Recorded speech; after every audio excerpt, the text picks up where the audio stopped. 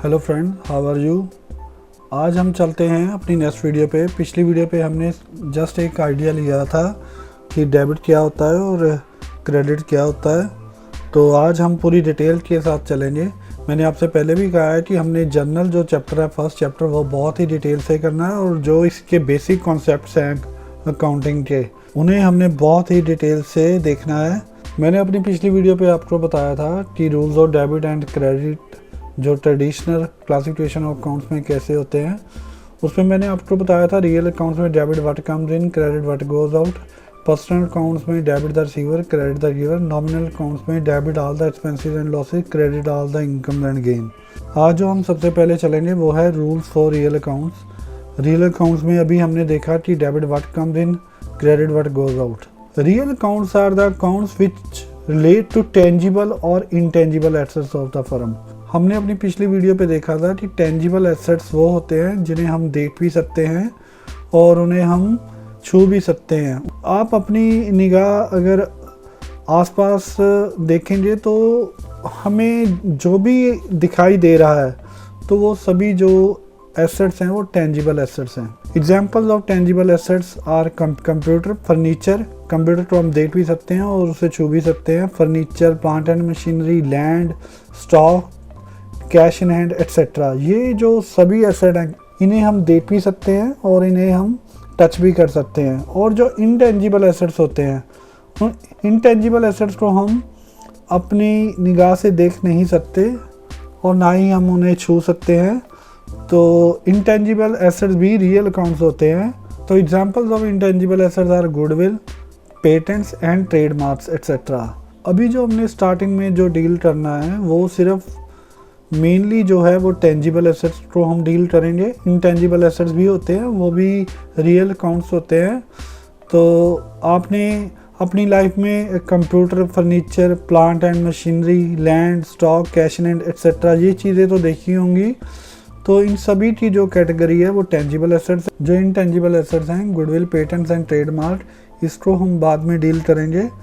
तो मेनली जो हमने है वो डील करना है वो टेंजिबल एसेट से है। जब आप इसका थोड़ा सा मीनिंग समझ जाएंगे तो ऑटोमेटिक आपको इस चीज़ का पता चल जाएगा। तो स्टार्टिंग में अभी आपको मैं इतना कंफ्यूज नहीं कर रहा। जैसे जैसे हम आगे बढ़ेंगे तो वैसे वैसे ऑटोमेटिक ये आपको चीज़ों का मीनिंग समझ आ जाएगा। गुडविल क्या होते हैं, पेटेंट्स क्या होते हैं और ट्रेडमार्क क्या होते हैं। तो अभी हमने रियल अकाउंट्स में देखा कि रियल अकाउंट्स कौन से होते हैं, ये टेंजिबल और इनटेंजिबल एसेट्स होते हैं। तो अब हम थोड़ा सा इसको डिटेल में देखेंगे कि रियल अकाउंट्स की हमने एंट्रीज को कैसे डील करना है। सबसे पहले ये आप ध्यान से बात देख लीजिए कि जब भी कोई ट्रांजैक्शन होगी तो हमने जो पर्सन, जो उसका प्रोप्राइटर है, या ओनर है, या जो भी पर्सन है, या पार्टनर्स हैं, तो उसको हमने अलग से देखना है और बिजनेस को अलग से देखना है। फॉर एग्जांपल एक पर्सन ए है, तो ए पर्सन ने अगर बिजनेस स्टार्ट किया है तो उसका हमने सिर्फ बिजनेस ट्रांजैक्शन को ही देखना है। अगर उसने कोई पर्सनल ट्रांजैक्शन की है, कोई भी पर्सनल ट्रांजैक्शन, तो उसको हम अपने बिजनेस में उसको हम एक्सपेंस के तौर पर या इनकम के तौर पर नहीं लेंगे। हमने सिर्फ उन्हीं एंट्रीज को डील करना है जो बिजनेस रिलेटेड ट्रांजैक्शन है। अगर वो पर्सनल नेचर की है तो हमने उनको अपनी बुक्स ऑफ अकाउंट में नहीं डील करना। तो यहाँ मैं छोटी सी आपको एक एग्जांपल दे रहा हूँ। अगर एक पर्सन ने कोई मार्केट में जाके शर्ट परचेज़ की है तो उसको अपने यूज़ करने के लिए की है, तो ये उसका एक पर्सनल एक्सपेंडिचर हो गया। लेकिन अगर उसका यही कोई गारमेंट्स का काम है तो वो शर्ट्स परचेज़ कर रहा है मार्केट से, तो उसकी जो इंटेंशन है वो है उसको बेचने की। तो अगर वो परचेज़ उस समय कर रहा है तो ये उसकी गुड्स मानी जाएगी, ना कि उसका पर्सनल एक्सपेंडिचर कोई भी माना जाएगा। तो जैसे हमने उस पर्सन ने कोई भी ग्रॉसरी परचेज करनी है, या फिर कोई भी अपनी पर्सनल एक्सपेंडिचर है, कोई बच्चों की फ़ीस है, कोई एनी अदर उसका पर्सनल एक्सपेंडिचर है, तो उसको हम बिजनेस में क्लेम नहीं कर सकते। तो ये उसकी ड्राइंग्स होगी। तो इसलिए सबसे पहले हमने तो ये देखना है कि हमने उसी पर्सन को, उसकी पर्सनल ट्रांजैक्शन को हमने अपनी बुक्स ऑफ अकाउंट में नहीं लेना, वो उसकी ड्राइंग्स हैं। हमने वही एंट्रीज लेनी है जो उसकी बिजनेस से रिलेटेड है। तो जस्ट एग्जांपल हम पहली अपनी एंट्रीज लेके चलते हैं, एंट्री ऑफ रियल अकाउंट, थोड़ा आपको आइडिया हो जाएगा। फर्स्ट एंट्री है फर्नीचर परचेज ₹10,000। जब भी कोई आपने कोई जर्नल एंट्री, आपने सबसे पहले जर्नल एंट्री देखनी होती है। जर्नल एंट्री में सबसे पहले हमने अगर देखना है कि कौन से minimum 2 heads of account involve होंगे, वो कौन से इन्वॉल्व होंगे। अगर आप देखिए कि आपने हर जो भी एंट्री देखनी है वो बिजनेस पॉइंट ऑफ व्यू से देखनी है। तो बिजनेस पॉइंट ऑफ व्यू से आप देखिए कि फर्नीचर परचेज ₹10,000, कौन से मिनिमम 2 अकाउंट्स इन्वॉल्व हैं। तो इसमें देखिए कि बिजनेस पॉइंट ऑफ व्यू में फर्नीचर जब आप परचेज करेंगे तो एक सबसे पहले तो ये तो एक एसेट है, तो ये गुड्स नहीं है। फर्नीचर हमने जो है एसेट परचेज की है, तो फर्नीचर आया है और हमने पेमेंट देके कैश ₹10,000 पेमेंट देके हमने फर्नीचर परचेज किया है। तो इसमें 2 अकाउंट्स इन्वॉल्व हैं, सबसे पहले फर्नीचर और दूसरा कैश। तो ये देखिए कि ये अकाउंट कौन से हैं। जैसे मैंने पहले ही कहा कि रियल अकाउंट्स जो हैं वो टेंजिबल एसेट्स हैं, तो फर्नीचर अकाउंट भी और कैश अकाउंट दोनों जो अकाउंट्स हैं वो रियल अकाउंट्स हैं। तो इसमें हमारा रूल क्या है, debit what comes in, credit what goes out. तो आया क्या बिजनेस में फर्नीचर आया और चला क्या गया, वो कैश चला गया। तो इसका मतलब एंट्री जो होगी वो फर्नीचर अकाउंट को हमने डेबिट करना है, debit what comes in, furniture account को डेबिट करना है, और क्रेडिट व्हाट गोज आउट, गया क्या, कैश, तो कैश को हमने क्रेडिट करना है। तो ये थी हमारी पहली एंट्री।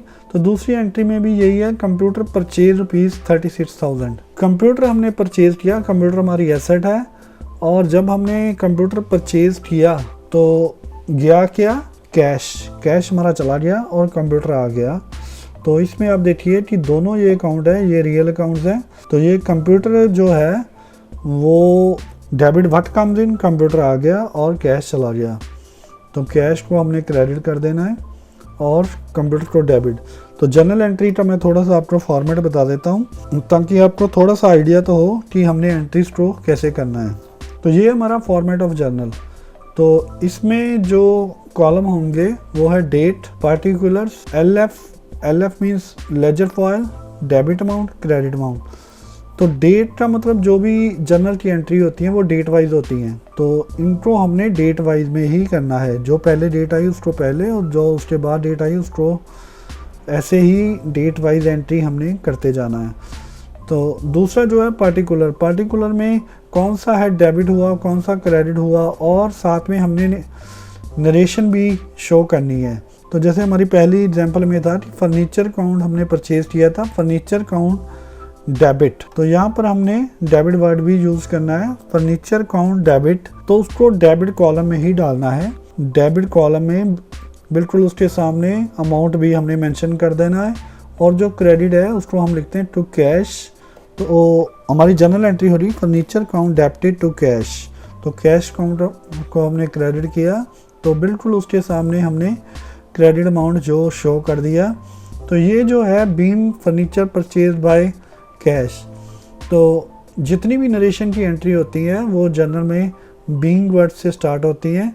तो जो भी आपकी नरेशन है वो आपने मेंशन कर देना, जो भी आपकी बिजनेस ट्रांजैक्शन हुई है उसको हमने यहाँ पर मेंशन कर देना, फर्नीचर परचेज बाय कैश। तो एलएफ होता है लेजर फॉयल। जब हम जर्नल की जो भी एंट्री अगर हमने पोस्ट करनी है लेजर में, तो यहाँ पर हम जिस लेजर फॉयल पे हम ये अकाउंट डालेंगे तो उसका लेजर फॉयल यहाँ पर लिख देंगे हम। तो इससे हमें एंट्री ढूंढने में आसानी रहती है। तो ये मेनली जो है ये हम जब मैनुअल अकाउंट्स मेंटेन करते हैं तो तभी यहाँ पर लिखना होता है। मोस्टली कंप्यूटर में ऐसा नहीं होता, कंप्यूटर में जस्ट हम वाउचर डालते हैं तो लेजर वो ऑटोमेटिक बना देता है। लेकिन क्योंकि हम यहाँ पर सोच रहे हैं कि मैनुअल अकाउंट्स हम मेंटेन करें, तो सबसे पहले ये समझना होगा कि हम मैनुअल अकाउंट्स में एंट्री कैसे डालेंगे। तो ये हमारी फर्स्ट एंट्री होगी। तो हम यहाँ मान के चलते हैं कि जो एंट्री है वो 22 मई 2021 की है। तो यहाँ पर हमने जैसे पीछे एंट्री देखी कि फर्नीचर परचेज ₹10,000, फर्नीचर अकाउंट हमारा रियल अकाउंट है, कैश अकाउंट भी रियल अकाउंट है, तो दोनों अकाउंट हमारे रियल अकाउंट हैं। तो इसमें रियल अकाउंट के रूल्स के मुताबिक debit what comes in, furniture आया और कैश चला गया, कैश को हमने क्रेडिट कर दिया, अमाउंट जितना था 10,000 की वो एंट्री कर दी। तो ऐसे ही हमारी सेकंड एंट्री थी वो 23 मई और 2021 को कंप्यूटर हमने परचेज़ किया, तो कंप्यूटर डेबिट व्हाट कम्स इन और कैश हमने पे किया, cash credit what goes out. तो ये हमारा अमाउंट आ गया 36 डेबिट 36 क्रेडिट। तो ये हमारी नरेशन आ रही being computer purchase by cash. मैं ये सबसे पहले बता दूं आपको कि डेबिट और क्रेडिट का जो अमाउंट है वो आपस में मैच होना चाहिए। हो सकता है कि एक अकाउंट डेबिट हो और दूसरा अकाउंट जो है एक से ज़्यादा अकाउंट क्रेडिट हो, लेकिन जो क्रेडिट का टोटल है वो डेबिट से मैच होना चाहिए। तो ऐसे भी हो सकता है कि डेबिट की एंट्रीज ज़्यादा हो और जो क्रेडिट वो सिंगल या डबल अकाउंट हो, तो लेकिन उनका जो टोटल है वो डेबिट और क्रेडिट आपस में मैच होना चाहिए। अगर ये आपस में मैच नहीं है तो आपका डिफरेंस इन बुक्स आ जाएगा। तो ये मैंने जस्ट आपको आइडिया दिया कि जर्नल कैसा होगा, तो इसको हम बहुत डिटेल से आगे चलेंगे। अभी मैंने आपको सिर्फ जस्ट रियल अकाउंट्स के रूल्स बताए हैं आपको। तो हम नेक्स्ट अभी चलेंगे पर्सनल अकाउंट में। पर्सनल अकाउंट रूल से पहले मैं आपको एक छोटा सा एक सम दे रहा हूँ, तो ये अपने सॉल्व करना है। तो ये सम क्या है, 7 multiply by 9 plus 8 divided by 4 multiply by 2 minus 3 multiply by 18 divided by 2 plus 6 divided by 3 multiply by 4 divide by 2 plus 9 multiply by 8 divide by 2 minus 4 plus 6 divided by 3। तो इसका सलूशन क्या होगा वो आपको मैं अपनी नेक्स्ट वीडियो में बताऊंगा। ऐसे छोटे छोटे पॉइंट हम अपनी बीच में वीडियो में लेते रहेंगे। तो नेक्स्ट चलते हैं हम रूल फॉर पर्सनल अकाउंट्स। तो पर्सनल अकाउंट्स में जैसे मैंने आपको पहले बताया था कि रूल क्या होता है।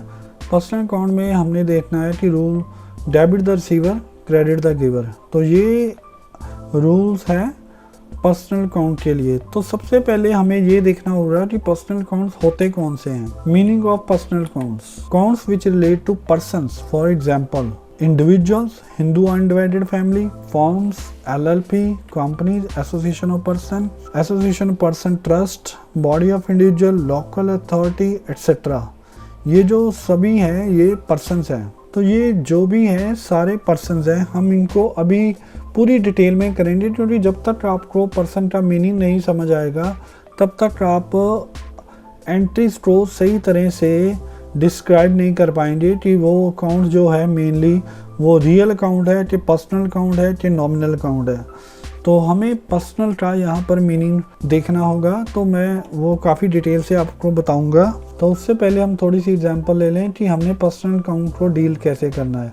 जैसे मैंने अभी अपनी पिछली एंट्री में देखा कि रियल अकाउंट्स में अभी हमने देखा कि जो फर्नीचर था वो हमने कैश परचेज़ किया था। तो यहाँ पर जस्ट हम एग्जांपल लेते हैं कि जो फर्नीचर है, furniture purchase from Ram and Sons. Ram and Sons एक फर्म का नेम है, उससे हमने फर्नीचर परचेज किया ऑन क्रेडिट। क्रेडिट का मतलब यहाँ पर है उधार हमने परचेज किया फर्नीचर 10,000 से। तो इसमें हमने देखना है कि कौन से 2 अकाउंट्स इन्वॉल्व हैं। तो यहाँ पर आप देखिए कि हमने यहाँ पर कैश पेमेंट नहीं की है। तो यहाँ पर 2 अकाउंट मेनली इन्वॉल्व हैं, एक फर्नीचर है, दूसरा है राम एंड सन्स। तो फर्नीचर अकाउंट तो हमने जैसे देखा कि रियल अकाउंट है, और राम एंड सन्स जो है ये एक फर्म नेम है। तो पीछे हमने अभी देखा कि पर्सन्स कौन होते हैं, individual, Hindu undivided family, firms, LLP, ये सारे जो हैं पर्सन्स हैं। तो इनमें राम एंड सन्स जो है वो पर्सन है। तो इसलिए यहाँ 2 मेन अकाउंट इन्वॉल्व हैं, फर्नीचर है और राम एंड सन्स है। तो फर्नीचर के हिसाब से हमारा रूल क्या हुआ, फर्नीचर जो रियल अकाउंट है तो रियल अकाउंट में debit what comes in, furniture आया तो फर्नीचर को हमने डेबिट कर देना है। राम एंड सन्स यहाँ पर्सन है, तो इससे हमने फर्नीचर परचेज किया। तो यहाँ पर राम एंड सन्स रिसीवर है कि गिवर है, देखिए इससे हमने अगर परचेज़ किया तो राम एंड सन्स गिवर है, फर्नीचर परचेज़ किया हमने राम एंड सन्स से, तो debit the receiver credit the giver. तो गिवर कौन है यहाँ पर? Ram and Sons. तो फर्नीचर जो है वो डेबिट व्हाट कम्स इन, तो फर्नीचर डेबिट होगा और राम एंड सन्स क्रेडिट होगा। अगर ये हमने कैश पे की होते तो जैसे हमने पिछली एंट्री हमने देखी थी अभी, तो ऐसे एंट्री करनी थी। तो इस समय हमारी एंट्री हो रही furniture count debited to Ram and Sons 10,000 की। तो सेम एंट्री जैसे computer purchase from Shyamlal and Sons on credit ₹36,000।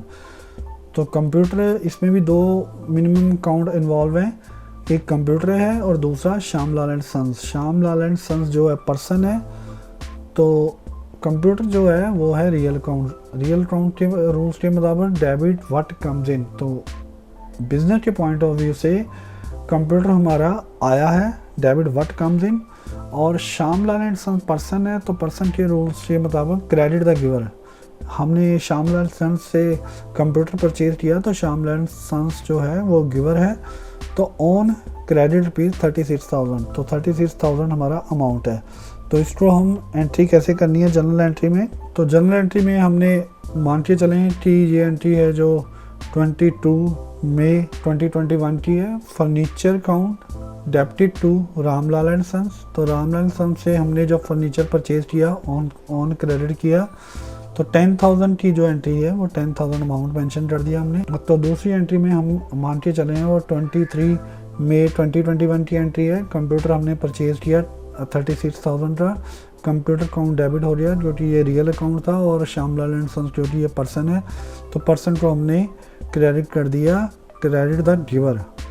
तो ये हमने पर्सनल अकाउंट का रूल्स यहाँ लगाया, 36,000 का डेबिट हो गया, 36,000 का क्रेडिट हो गया। तो ये जस्ट मैंने आपको एक एग्जांपल दी है कि इसको हमने ऐसे एंटर करना है। जनरल एंट्री हम बहुत डिटेल से करेंगे, वो अभी नहीं, वो हम बाद में करेंगे। अभी सिर्फ मैं आपको इसका फॉर्मेट बता रहा हूँ कि हमने एंट्रीज को कैसे हमने बाइफरकेट करना है, अपने हेड्स को हमने डिवाइड करना है, कौन से हेड इन्वॉल्व हैं। मिनिमम 2 हेड्स तो होंगे क्योंकि ये डबल एंट्री सिस्टम है।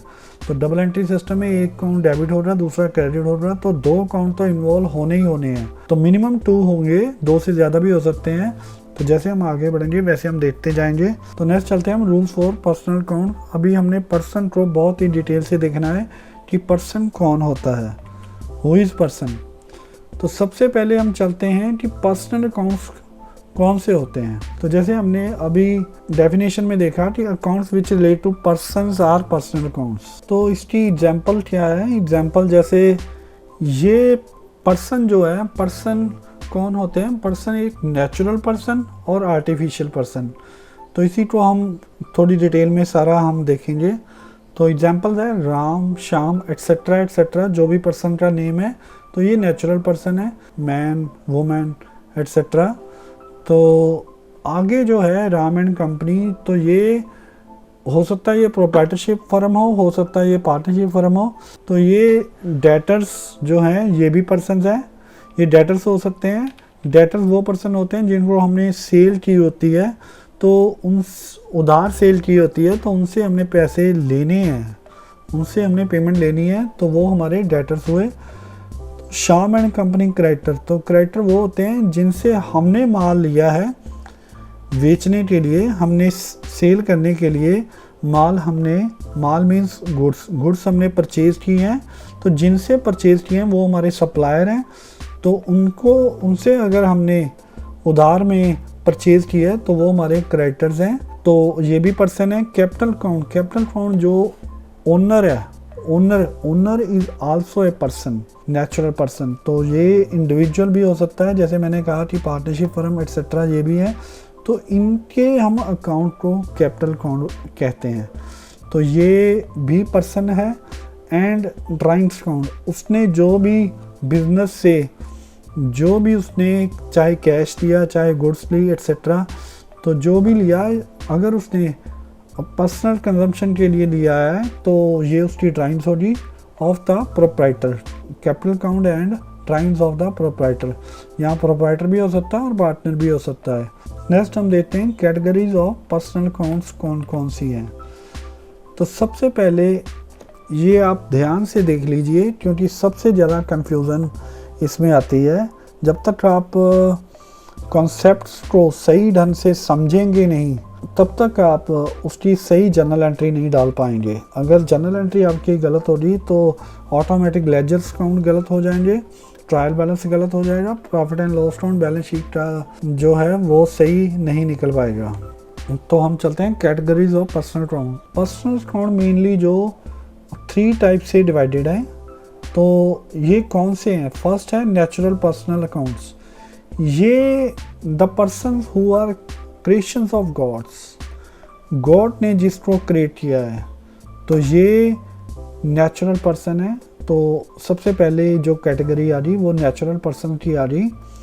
तो ये जैसे राम, श्याम, प्रिया एट्सेट्रा, तो मैन, वुमेन एट्सेट्रा, तो ये नेचुरल पर्सन है। तो सबसे पहले नेचुरल पर्सन्स आर पर्सन्स। दूसरी जो कैटेगरी है वो आर्टिफिशियल पर्सनल अकाउंट्स की है। आर्टिफिशियल क्या होते हैं? आर्टिफिशियल पर्सनल अकाउंट्स कौन से होते हैं? These accounts include accounts of corporate bodies. Corporate bodies क्या होती हैं वो अभी आपको मैं डिटेल में समझाता हूँ, क्योंकि जब तक हम पर्सन का मेन मीनिंग नहीं समझ पाएंगे तब तक हम आगे हमारा चलना बहुत मुश्किल हो जाएगा, क्योंकि एंट्रीज आपको सही तरह से समझ नहीं आएगी। तो these accounts includes accounts of corporate bodies और institutions which are recognised as person in business dealing. तो ये जितना भी हम देते हैं कॉर्पोरेट बॉडी, कंपनीज हैं, फर्म्स हैं, इवन गवर्नमेंट है, स्टेट गवर्नमेंट है, central government is also treated as person. तो ये कौन कौन सी है? ये हम इसको हम ट्रीट करते हैं बिजनेस डीलिंग के लिए, अपनी बिजनेस एक्टिविटी के लिए इनको हम पर्सन ट्रीट करते हैं। तो फॉर एग्जांपल पार्टनरशिप फर्म हो रही, कंपनी हो रही, ट्रस्ट हो रही, कोऑपरेटिव सोसाइटी एट्सेट्रा। तो ये आर्टिफिशियल जो पर्सन है ये क्रिएट किए होते हैं। ये हो सकता है किसी लॉ से क्रिएट किए हों, तो किसी भी लॉ से, जैसे बैंकिंग कंपनी है वो बैंकिंग एक्ट से क्रिएट होके आई होती है। तो ऐसे जितने भी हैं जो कंपनीज है, कंपनीज एक्ट से ये यानी क्रिएटेड होके आई होती है। तो पार्टनरशिप फर्म है, पार्टनरशिप एक्ट भी है, उससे भी क्रिएट हो सकती है ये। तो ज़रूरी नहीं ये जो रजिस्टर्ड हो, अनरजिस्टर्ड भी जो है वो भी आर्टिफिशियल पर्सन ही है, उसको भी हमने एक पर्सन ही ट्रीट करना है। ये नहीं देखना कि हमने कि वो रजिस्टर्ड है या अनरजिस्टर्ड है। तो ये आर्टिफिशियल पर्सन सभी आर्टिफिशियल पर्सन है। तो नेक्स्ट है रिप्रेजेंटेटिव पर्सनल अकाउंट्स। ये एक स्पेशल कैटेगरी है। ये क्या है? These are accounts which represent a certain person और ग्रुप ऑफ पर्सन्स। जैसे आप मान लीजिए कि एक आपने रेंट पेड करना है, तो रेंट अगर आपने बिजनेस का पे करना है तो आपके लिए ये एक्सपेंस है, ये एक नॉमिनल अकाउंट है। तो रेंट तो जो है वो तो एक नॉमिनल अकाउंट हुआ, लेकिन अगर आपने वो रेंट पे नहीं किया तो वो आउटस्टैंडिंग रेंट रह गया। हो सकता है ये सिंगल पर्सन को आपने रेंट पे करना है, हो सकता है एक से ज़्यादा पर्सन्स को आपने रेंट पे करना है। तो ये जो आउटस्टैंडिंग रेंट है ये इसमें हो सकता है एक सिंगल पर्सन, सर्टेन पर्सन और ग्रुप ऑफ पर्सन, जहाँ एक पर्सन से ज़्यादा हैं इन्वॉल्व हैं। तो इनको जो अकाउंट रिप्रेजेंट करता है उसको हम रिप्रेजेंटेटिव पर्सनल अकाउंट्स कहते हैं। For example outstanding rent, prepaid rent, accrued commission, unearned interest etcetera. तो इसको हम क्या होते हैं ये इसको हम बहुत ही डिटेल से नेक्स्ट हम आगे जाके देखेंगे कि आउटस्टैंडिंग रेंट, प्रीपेड रेंट क्या होते हैं एट्सेट्रा एट्सेट्रा। तो ये जो अकाउंट्स हैं ये एक सिंगल पर्सन या ग्रुप ऑफ पर्सन को रिप्रेजेंट करते हैं, इसलिए इसका नाम रिप्रेजेंटेटिव पर्सनल अकाउंट्स है। तो नेक्स्ट चलते हैं हम रूल्स फॉर पर्सनल अकाउंट्स। इनमें अब हमने अभी भी डिटेल में देखना है कि पर्सन होते कौन हैं। अभी हमने एक तरह की डिफरेंट कैटेगरी से हमने देखा कि ये 3 टाइप्स के होते हैं। अब हम देखते हैं कि who are included in person. Person की डेफिनेशन में कौन कौन से आते हैं। तो सबसे पहले पर्सन की डेफिनेशन में आता है individual, Hindu undivided family, company, firm including LLP, association person or body of individual, whether incorporated or not, local authority, every artificial juridical person not falling within any of the preceding categories. The above said definition is inclusive and not exhaustive. तो आज मैं आपको बताऊंगा कि person में कौन कौन से इंक्लूड हैं। आपने बड़े ध्यान से समझना है, क्योंकि ये जो पर्सन का मीनिंग है वो बहुत ही कॉम्प्लिकेटेड है। तो अगर हम पर्सन का मीनिंग नहीं समझ पाए तो हम पर्सनल अकाउंट्स के रूल्स समझ नहीं पाएंगे। उसको हम अच्छी तरह से आज आपने यहाँ समझना है कि कौन से पर्सन की डेफिनेशन में आते हैं, who are included in person. तो सबसे पहले इंडिविजुअल। तो इंडिविजुअल में मैंने आपको जैसे बताया कि इंडिविजुअल आर नेचुरल पर्सन, तो ये नेचुरल पर्सन है।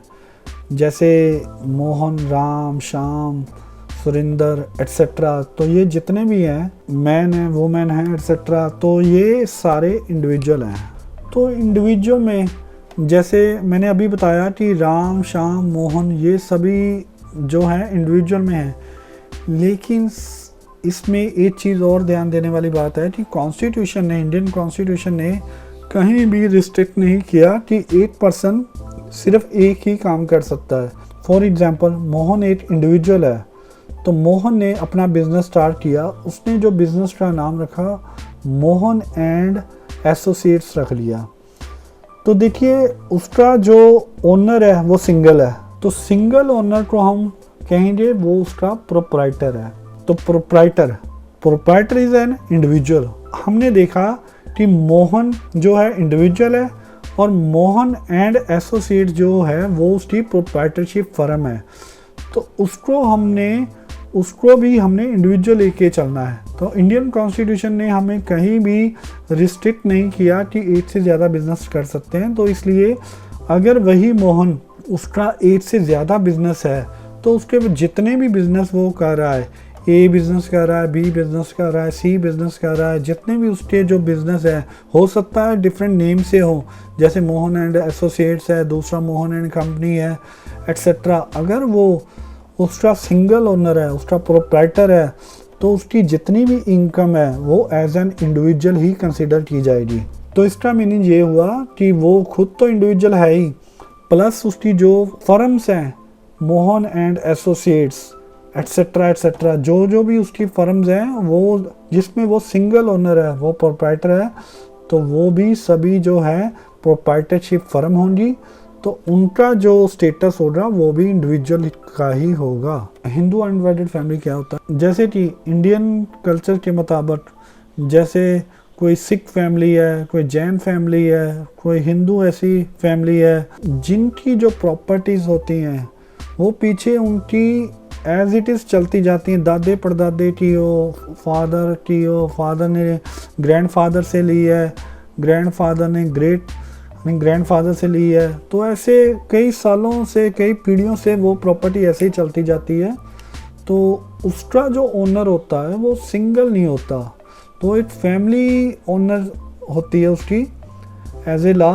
तो उसको हम हिंदू अनडिवाइडेड फैमिली बोलते हैं। ये हिंदू अनडिवाइडेड फैमिली जो है ये भी एक पर्सन है। फॉर एग्जांपल, जस्ट मैं एक एग्जांपल देता हूँ। एक सिंगल पर्सन है, ए जो पर्सन है सिंगल पर्सन है, तो सिंगल पर्सन की HUF नहीं हो सकती। जैसे ही उसने मैरिज की बी के साथ, तो ए एंड बी दो डिफरेंट इंडिविजुअल पर्सन हो गए। तो उसने इस टेस्ट को बचाने के लिए एक अनदर पर्सन क्रिएट कर लिया, AHUF। ए उसका नाम था, AHUF। तो ये एक थर्ड पर्सन जो है वो क्रिएट हो गया, यानी कि इसमें ए पर्सन है वो इंडिविजुअल है, बी पर्सन उसकी वाइफ है वो भी इंडिविजुअल है, लेकिन AHUF जो थर्ड पर्सन क्रिएट हो गया। तो इसमें जो मेन, अगर उसका जो हेड है उसको हम कर्ता बोलते हैं, तो उसका जो कर्ता है, हेड है, वो ए है। तो इसमें उसके पास पावर्स हैं कि वो कहीं भी कोई प्रॉपर्टी परचेज कर सकता है या इन्वेस्टमेंट कर सकता है AHUF के नाम से। ए यहाँ पर्सन का नेम है, AHUF। तो ये थर्ड पर्सन क्रिएटेड है, तो ये भी पर्सन होगा। तो नेक्स्ट है कंपनी। तो पहले कंपनीज एक्ट 1956 होता था, अब कंपनीज एक्ट 2013 आ गया। तो जो भी कंपनीज एक्ट में रजिस्टर्ड है कंपनी, तो उसको हम कंपनी की कैटेगरी में लाएंगे। तो कंपनी मेनली प्राइवेट लिमिटेड होती है और पब्लिक लिमिटेड होती है, और भी कंपनीज होती हैं। तो company is also a person. तो जो भी कंपनीज एक्ट में रजिस्टर्ड हुई है, इनकॉर्पोरेटेड हुई है, तो उसको हम कंपनी कहेंगे। तो नेक्स्ट चलते हैं हम फर्म इंक्लूडिंग एलएलपी। देखिए यहाँ पर बहुत बड़ी कंफ्यूजन है। अब जैसे मैंने बोला कि प्रोप्राइटरशिप फर्म का जो स्टेटस है वो इंडिविजुअल है। यहाँ मैं आपको ये बता दूं कि अगर 8 से ज़्यादा यानी 2 एंड मोर देन 2 पर्सन कोई आपस में पार्टनरशिप करते हैं तो उसको हम पार्टनरशिप फर्म बोलते हैं। तो उसका स्टेटस अलग से होगा। फॉर जस्ट एग्जांपल लेते हैं कि वही एग्जांपल कि ए पर्सन है और एक सी पर्सन है, अनदर उसका फ्रेंड होगा या कोई भी हो सकता उसकी वाइफ भी हो, कोई ऐसा नहीं है। तो अगर ए ने सी के साथ पार्टनरशिप की तो उन्होंने जो फर्म का नाम रखा एसी एंड कंपनी, तो यहाँ पर एक अलग पर्सन जो है वो क्रिएट हो गया एसी एंड कंपनी, जो कि एक पार्टनरशिप फर्म है। तो ए की अपनी इनकम होगी, सी की अपनी होगी और एसी एंड कंपनी की अलग से इनकम हो गई। उसका इन सभी का पैन नंबर डिफरेंट होगा। तो AC and company partnership firm है, तो उसमें A is also partner, C is also partner. तो AC and company is also a person. तो एलएलपी क्या होता है? एलएलपी भी एक तरह से फर्म होती है, लेकिन इसकी एक स्पेशल कैटेगरी है। एलएलपी से पहले क्या होता था, कोई भी जो प्रोफेशनल्स हैं वो सिर्फ प्रोफेशनल के साथ ही पार्टनरशिप करते थे। फॉर एग्जांपल अगर एक सीए है वो सिर्फ दूसरे सीए के साथ ही, चार्टर्ड अकाउंटेंट के साथ ही पार्टनरशिप कर सकता था। वो किसी भी एडवोकेट के साथ, किसी भी डॉक्टर के साथ, किसी भी आर्किटेक्ट के साथ, किसी भी अनदर पर्सन जो प्रोफेशनल्स हैं उनके साथ पार्टनरशिप नहीं कर सकता था। लेकिन एलएलपी लिमिटेड लायबिलिटी पार्टनरशिप में अब ये प्रोविज़न आ गई है कि एक प्रोफेशनल दूसरे प्रोफेशनल से भी पार्टनरशिप कर सकता है, बेशक हो उसका प्रोफेशन डिफरेंट हो। फॉर एग्जांपल एक सीए अब नॉन सीए के साथ पार्टनरशिप कर सकता है। कंडीशन ये है कि वो भी एक प्रोफेशनल हो। एक सीए एडवोकेट के साथ, एक सीए डॉक्टर के साथ, तो उनके साथ भी वो पार्टनरशिप कर सकता है, जिसको हम एलएलपी कहते हैं। तो नेक्स्ट चलते हैं एसोसिएशन पर्सन और body of individual. Association of person और बॉडी ऑफ इंडिविजुअल क्या होता है? ये ऐसा होता है कि ये थोड़े से पर्सन आपस में मिलके ये एसोसिएशन ऑफ पर्सन क्रिएट कर लेते हैं, जिनका मेन जो मकसद होता है वो प्रॉफिट कमाना नहीं होता, हो सकता है वो सोशल वेलफेयर हो। तो उनको हम एसोसिएशन पर्सन और बॉडी ऑफ इंडिविजुअल कहते हैं। फॉर एग्जांपल तो मान लीजिए कि कोई 8-10 पर्सन है, तो 8-10 पर्सन है वो सभी जो चाहते हैं कि आपस में कि उन्होंने कोई चेस के लिए या क्रिकेट के लिए या हॉकी के लिए एक्सेट्रा किसी भी स्पोर्ट्स एक्टिविटी के लिए उन्होंने उसको प्रमोट करने के लिए आपस में एक फर्म बना ली, एक एसोसिएशन ऑफ पर्सन बना ली, जिसका एक सोसाइटी बना ली। तो उस सोसाइटी का यही मकसद था कि उस गेम को उन्होंने प्रमोट करना है। तो उनका यहाँ पर मेन जो मकसद है वो प्रॉफिट मोटिव नहीं है। तो ये एसोसिएशन ऑफ पर्सन कहलाएगा, वो सोसाइटी जो है वो एसोसिएशन पर्सन कहलाएगी। तो और बॉडी ऑफ इंडिविजुअल या फिर बॉडी ऑफ इंडिविजुअल कहलाएगी। तो इनके लिए ज़रूरी नहीं है कि ये इनकॉर्पोरेटेड होने चाहिए। तो इनकॉर्पोरेटेड या रजिस्टर्ड नहीं भी है तब भी ये एसोसिएशन और पर्सन और बॉडी ऑफ इंडिविजुअल कहलाएंगे। तो इसमें आप एग्जांपल ले सकते हैं कि हॉस्पिटल आ गया, गुरुद्वारे आ गए, कोई क्लब आ गया, तो एट्सेट्रा ये इसको हम एसोसिएशन पर्सन और बॉडी ऑफ इंडिविजुअल कहेंगे। जहाँ इन दोनों में थोड़ा सा डिफरेंस है। एसोसिएशन ऑफ पर्सन में जैसे कि हमने अभी देखा इंडिविजुअल भी हो सकता है, एचयूएफ भी हो सकता है, कंपनी भी हो सकता है, ये पर्सन की डेफिनेशन में। तो अगर इनकी एसोसिएशन ऑफ पर्सन है तो इनको हम एसोसिएशन ऑफ पर्सन बोलेंगे। अगर सिर्फ इंडिविजुअल्स ही इन्वॉल्व हैं तो उनको हम बॉडी ऑफ इंडिविजुअल्स बोलेंगे। तो इसमें थोड़ा सा डिफरेंस है। इससे आगे भी होता है ट्रस्ट वगैरह, तो वो हम यहाँ पर डील नहीं करें। तो वो भी सारी ट्रस्ट एट्सेट्रा वो भी पर्सन है। तो नेक्स्ट है लोकल अथॉरिटी। तो जैसे कई बार होता है कि म्यूनसिपल कॉरपोरेशन एट्सेट्रा जो लोकल अथॉरिटी गवर्नमेंट है, तो ये सभी जो है ये पर्सन की डेफिनेशन में आते हैं। इवन कई बार सेंट्रल गवर्नमेंट, स्टेट गवर्नमेंट को भी हम पर्सन की डेफिनेशन में इंक्लूड करते हैं।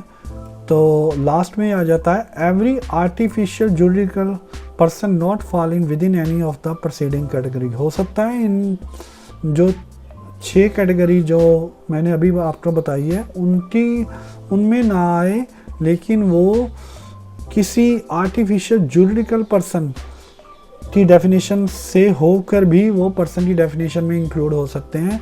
तो ये जो डेफिनेशन है इंक्लूसिव है, एग्जॉस्टिव नहीं है।